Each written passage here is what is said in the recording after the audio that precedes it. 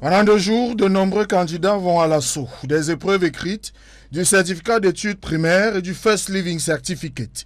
Si dans l'ensemble, tout semble se dérouler sans couac majeur, nous constatons, n'est-ce pas, que les candidats ont répondu présent, les encadreurs sont présents.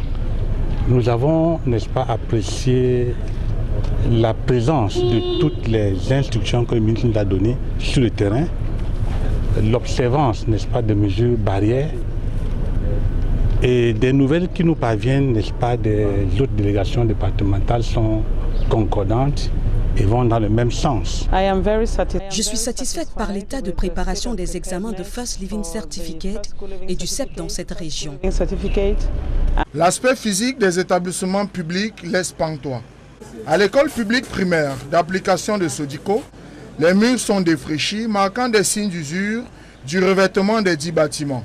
De quoi attirer l'attention du secrétaire d'État à l'éducation de base en tournée de travail dans la région du littoral en rapport au déroulement du CEP et du First Living Certificate. Le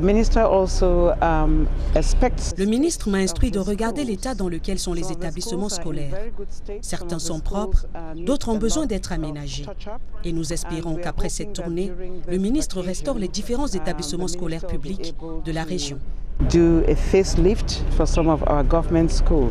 Le tableau est plus lugubre à l'école primaire publique d'application de Jos. Autre sous-centre, voisin direct de la délégation régionale du ministère de l'Éducation de base du littoral. Une salle de classe sans toiture, un plafonnite en déliquescence, la broussaille qui assaille les alentours de l'enceinte de cette école primaire et maternelle.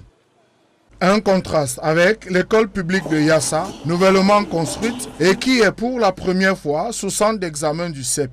Toutefois, c'est près de 80 000 candidats qui composent dans la région du littoral, malgré quelques cas de maladie et même d'absence. La tournée de Acheri Kelo Fobon, secrétaire d'État à l'éducation de base dans la capitale économique, s'achève ce 15 juin.